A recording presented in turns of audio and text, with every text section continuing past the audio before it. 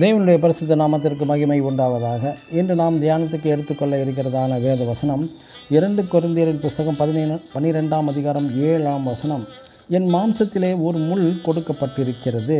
ஆமென். சிலரது வாழ்க்கையில் சந்தோஷப்படவும் பல விஷயங்கள் இருக்கும், துக்கப்படவும் சில விஷயங்கள் இருக்கும். ஆனாலும் சில துக்கப்படுதலை தெரிந்து கொண்டு துக்கப்பட்டு கொண்டே இருப்பார்கள். ஆனால் சிலர் சந்தோஷப்படுவதற்கான காரியங்களை நினைத்து இந்த துக்கத்தையும் வருத்தத்தையும் ஏற்றுக்கொள்வார்கள். ஒருவருடைய மகன் மிக நன்றாக படிப்பான். ஆனால் மற்ற இளைய மகனோ என்ன செய்தாலும் படிக்கவே மாட்டான்.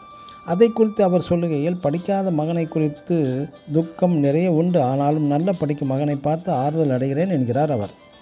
சில நேரங்களில் வாழ்க்கையில் என்பது முட்களுக்குள் மலரும் பூக்களை போன்றது. முட்களுக்கு நடுவே வேதனை உண்டு, ஆகிலும் அதன் நடுவே பூக்களின் அழகையும் வாசனையும் ரசிப்பது உண்டு. சிலர் சொல்வது, எனது கணவர் குத்துகின்ற ஒரு முள்தான், ஆயினும் என் பிள்ளைகள் என் மனதின் வலிகளை எளிதாக மறக்க செய்து விடுகிறார்கள் என்பார்கள். அதேபோல் மனைவி மூலம் தினம் பாடுகள் சகித்து அநேக ஆண்களுக்கு உண்டு. ஆனாலும் தனது பிள்ளைகளின் மூலம் மனைவியின் தொந்தரவுகளை மறந்து விடுகிறார்கள். அப்போஸ்தலனாகிய பவுலுக்கு வாழ்க்கையில் நெடுக வந்து குத்துகிற முள்ளின் அனுபவம் இருந்தது. ஆனாலும் அவன் வலிக்கின்றதே என்று முனகிக் கொண்டு வாழ்க்கையை பொழுது போக்கினது கிடையாது.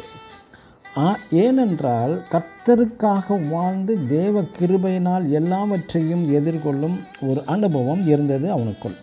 பல விஷயங்கள் வலியை கொடுத்தாலும் கர்த்தரின் கிருபை அளித்த ஆதரவும் ஆறுதலும் பவுலுக்கு அதிக சந்தோஷத்தை தந்துவிட்டது. எனக்கு அன்பான தேவனுடைய பிள்ளைகளே, தேவஜனமே, உலகில் பிறந்த அனைவருக்கும் வலிகளும் வேதனைகளும் ஆண் பெண் இருபாலருக்கும் வேறு விதங்களில் சூழ்நிலைகளில் இருக்கும். சிலர் மட்டுமே எல்லாவித வேதனை பாடுகள் துக்கங்களை சந்தோஷத்துடன் சகித்து தனக்கு ஏற்பட்ட வலிகளை வேதனைகளை மறந்து சந்தோஷத்துடன் தேவ சமூகத்தில் இருப்பார்கள். ஆமென். God bless you.